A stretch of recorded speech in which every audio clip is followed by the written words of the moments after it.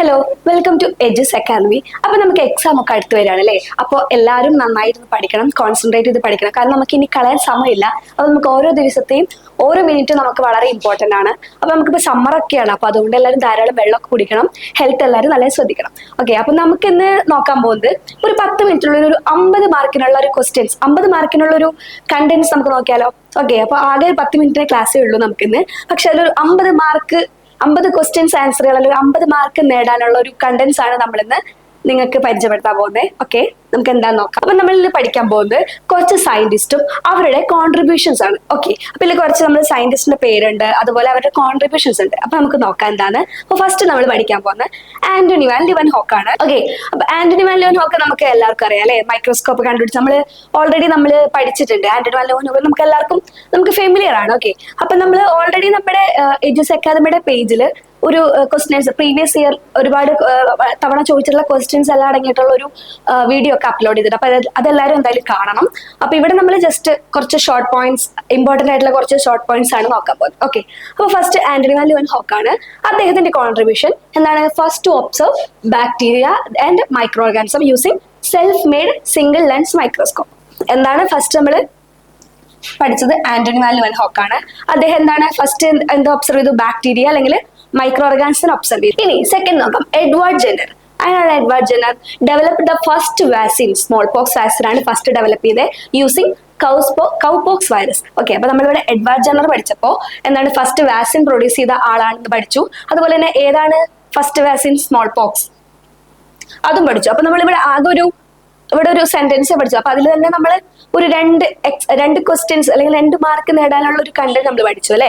Okay, Louis Pasteur നോക്കാം. Louis Pasteur എന്താണ്? Father of microbiology ആണ്. അതുപോലെ തന്നെ germ theory, okay, pasteurization, vaccine for anthrax, rabies, sterilization and technique. അപ്പൊ നമുക്ക് ഇവിടെ നമ്മൾ എത്രയോ 2-3 കണ്ടന്റ്സ്, 2-3 മാർക്ക്, 2-3 ക്വസ്റ്റ്യൻസ് ചോദിച്ചാൽ തന്നെ നമുക്ക് ആൻസർ ചെയ്യാൻ പറ്റുന്ന രീതിക്കുള്ള കണ്ടന്റ് നമ്മളിവിടെ പഠിച്ചു അല്ലെ. എന്താ പഠിച്ചത്? ഫാദർ ഓഫ് മൈക്രോബയോളജി ആണെന്ന് പഠിച്ചു, ജേം തിയറി കോൺട്രിബ്യൂട്ട് ചെയ്തത് ലൂയിസ് പാസ്റ്റർ ആണെന്ന് പഠിച്ചു, അതുപോലെ പാസ്ചറൈസേഷൻ, വാക്സിൻ ഫോർ ആന്ത്രാക്സ് അത് ഇമ്പോർട്ടന്റ് ആണ്, അതുപോലെ റാബിസ്, പിന്നെ സ്റ്റെറിലൈസേഷൻ ടെക്നിക് അതെല്ലാം അതന്നെ നമ്മുടെ ലൂയിസ് പാസ്റ്ററിന്റെ കോൺട്രിബ്യൂഷൻ ആണ്. ഓക്കെ, ഇനി ജോസഫ് ലിസ്റ്റർ ആണ് അടുത്ത് വരുന്നത്. അത് ഫാദർ ഓഫ് ആന്റിസെപ്റ്റിക് സർജറി ആണ്. Used carbolic acid to sterilise instrument and wounds. Okay, അതാണ് Joseph Lister, father of antiseptic surgery. അപ്പൊ നമുക്കറിയാം, നമുക്ക് സർജറി ഒക്കെ കഴിഞ്ഞ് കഴിഞ്ഞാൽ നമ്മൾ അവിടെ വൂണ്ടിലൊക്കെ വേറെ ഇൻഫെക്ഷൻ വരാതിരിക്കാൻ, അല്ലെങ്കിൽ വേറെ മൈക്രോ ഓർഗാനിസം ഒക്കെ കോസ് ചെയ്യാതിരിക്കാൻ നമ്മൾ ഒരു പ്രിവെന്റീവ് മെഷർ ഒക്കെ എടുക്കണം അല്ലെ. അപ്പൊ ആ ഒരു ആന്റിസെപ്റ്റിക് സർജറി അതാണ് അദ്ദേഹത്തിന്റെ ഏറ്റവും വലിയൊരു കോൺട്രിബ്യൂഷൻ. പ്രത്യേകിച്ച് ഇപ്പൊ ഒരു ഹെൽത്ത് ഫീൽഡിലൊക്കെ ആന്റിസെപ്റ്റിക് എന്ന് പറഞ്ഞാൽ വളരെ ഇമ്പോർട്ടന്റ് ആയിട്ടുള്ള ഒരു ഘടകമാണ് അല്ലെ. അപ്പൊ അതാണ് അദ്ദേഹത്തിന്റെ ജോസഫ് ലിസ്റ്റർ എന്ന സയന്റിസ്റ്റിന്റെ കോൺട്രിബ്യൂഷൻ. ദെൻ നെക്സ്റ്റ് വരുന്നത് റോബർട്ട് കോച്ച് ആണ്. ഓക്കെ, എന്താണ് അദ്ദേഹത്തിന്റെ contribution? Coach postulates isolation of pathogens, staining technique and studied tuberculosis bacteria. അപ്പൊ നമ്മളിവിടെ എന്തൊക്കെയാ പഠിച്ചത്? കോസ്പോസ്ലേസ് കോൺട്രിബ്യൂട്ട് ചെയ്ത് റോബർട്ട് കോച്ച് ആണ് പഠിച്ചു. അതുപോലെ ട്യൂബർക്കുലോസിസ് ബാക്ടീരിയ അതും വളരെ ഇമ്പോർട്ടന്റ് ആണ്. ഒരുപാട് തവണ എക്സാമിന് ചോദിച്ചിട്ടുണ്ട്. ട്യൂബർക്കുലോസിസ് ബാക്ടീരിയ ഡിസ്കവർ ചെയ്തത് അല്ലെങ്കിൽ ഫസ്റ്റ് കണ്ടുപിടിച്ചത് ആരാണ്? റോബർട്ട് കോച്ച് ആണ് ആദ്യമായിട്ട് ട്യൂബർക്കുലോസിസ് ബാക്ടീരിയ കണ്ടുപിടിച്ചത്. അതുപോലെ സ്ട്രെയിനിങ് ടെക്നിക്ക് അതെല്ലാം തന്നെ റോബർട്ട് കോച്ചിന്റെ കോൺട്രിബ്യൂഷൻസ് ആണ്. നെക്സ്റ്റ് വരുന്നത് പോൾ എർലിച്ച്. അദ്ദേഹത്തിന്റെ കോൺട്രിബ്യൂഷൻസ് നോക്കിയാലോ.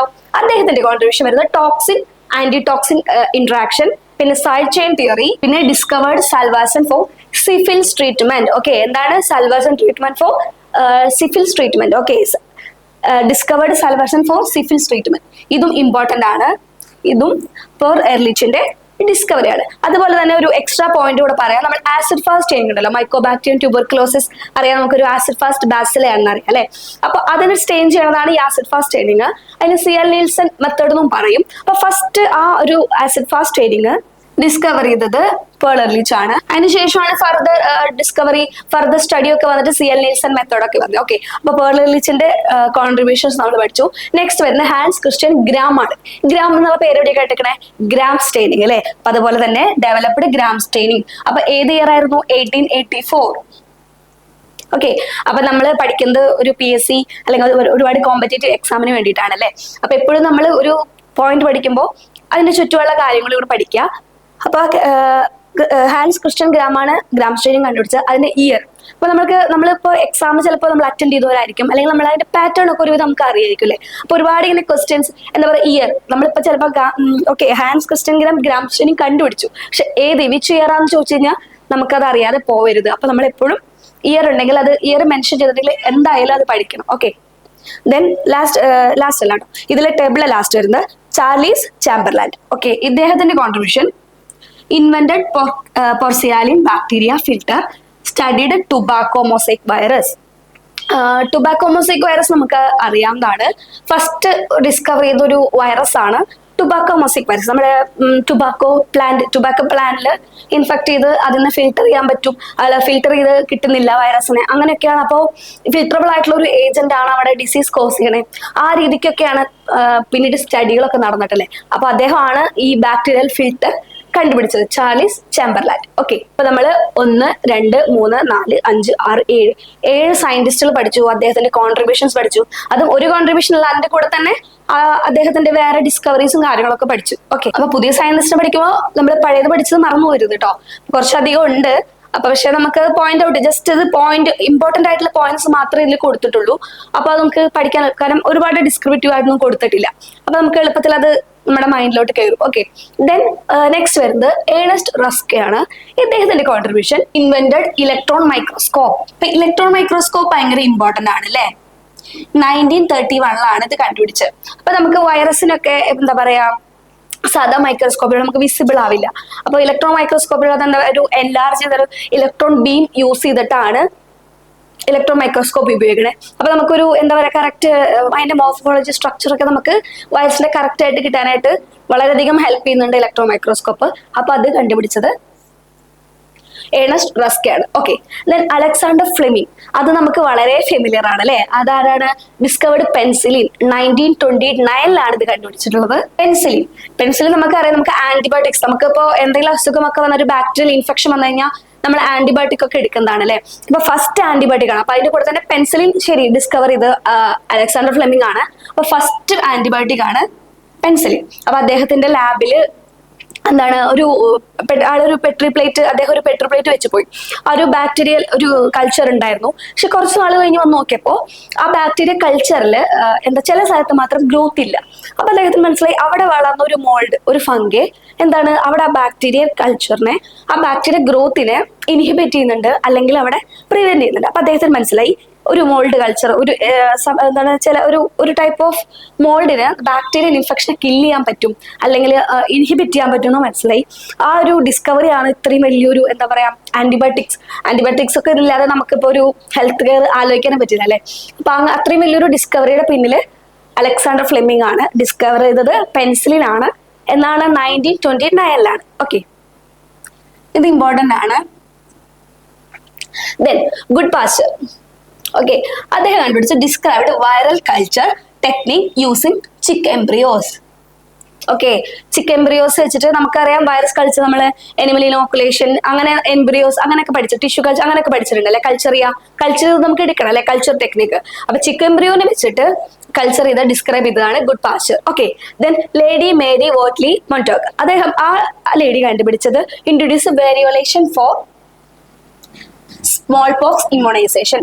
അതാണ് ആ സയന്റിസ്റ്റിന്റെ ഡിസ്കവറി. ദെൻ ഏലി മെച്ചിൻകോഫ്, അദ്ദേഹം കണ്ടുപിടിച്ചത് discover and named phagocytosis. Phagocytosis നമുക്കറിയാലേ, ഇമ്പോർട്ടന്റ് ആണ്. നമ്മളൊരു അറ്റാക്ക് ഒക്കെ വന്നു കഴിഞ്ഞാൽ ഫാഗോസൈറ്റ് സറൗണ്ട് ചെയ്ത് ഫാഗോസൈറ്റുകളൊക്കെ നമ്മൾ പഠിച്ചിട്ടുണ്ട്. അത് ഡിസ്കവർ ചെയ്തതാണ് ഏലി മെച്ചിൻകോഫ്.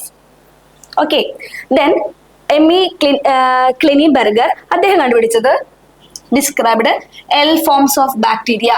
1941 അത് കണ്ടുപിടിച്ചത്. Okay, Emmy Klieneberger. Okay, then Barbara MC Clintock, അദ്ദേഹം കണ്ടുപിടിച്ചതാണ് described transposon, mobile genetic element in bacteria. Transposon എന്താണ്? Mobile genetic element in bacteria. അതും ഇമ്പോർട്ടന്റ് ആണ്. ട്രാൻസ്പോസോൺ എന്താണ്? എക്സാമിന് ചോദിച്ചു കണ്ടിട്ടുണ്ട്. മൊബൈൽ ആയിട്ടുള്ള ജനറ്റിക് എലമെന്റ്സ് ഇൻ ബാക്ടീരിയ. അത് കണ്ടുപിടിച്ചത് ബാർബാര MC ക്ലിൻടോക്ക് ആണ്. Okay, then Walter Gilbert and Frederick Sanger. ഇത് കുറച്ച് ഇമ്പോർട്ടന്റ് ആണ്. സാൻഗർ ഇദ്ദേഹം കണ്ടുപിടിച്ചത് ഡെവലപ്പ് DNA സീക്വൻസിങ് മെത്തേഡ് 1977.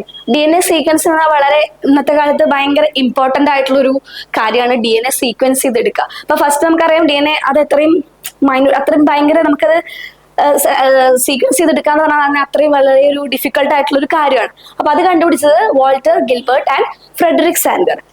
ഈ ഇയർ ഒന്ന് ഓർത്തിരിക്കണം, 1977. Okay, then at last Kary B Mullis. ഇദ്ദേഹം എന്താ കണ്ടുപിടിച്ചത്? Discovered PCR. എന്താണ് PCR? Polymerise chain reaction. നമുക്കറിയാം ഡീനാച്ചുറേഷൻ, അനിലിൻ, എക്സ്റ്റൻഷൻ, അതൊക്കെ നമ്മൾ PCRന്റെ പല സ്റ്റെപ്സും കാര്യങ്ങളൊക്കെ പഠിച്ചിട്ടുണ്ട്. അപ്പൊ അത് കണ്ടുപിടിച്ചതാണ് കാരി ബി മുള്ളിസ് ആണ്. ഓക്കെ, അപ്പോ വളരെ സിമ്പിൾ ആയിട്ടാണ് കൊടുത്തിട്ടുള്ളത്. ആകെ ഇത് കണ്ടോ, ആകെ ഒരു പോയിന്റ്, ഒരു സയന്റിസ്റ്റിന് ആകെ ഒരു സെന്റൻസ് മാത്രമേ ഇവിടെ കൊടുത്തിട്ടുള്ളൂ. അപ്പോൾ ഓരോ സെന്റൻസിലും ഓരോ വേർഡും ഇമ്പോർട്ടന്റ് ആണ്. ഇപ്പൊ ഈ ലൂയിസ് പാസ്റ്ററിന്റെ ആകെ ഒരു സെന്റൻസ് ഉള്ളൂ, പക്ഷെ അതിൽ എന്തൊക്കെ ഉണ്ട്?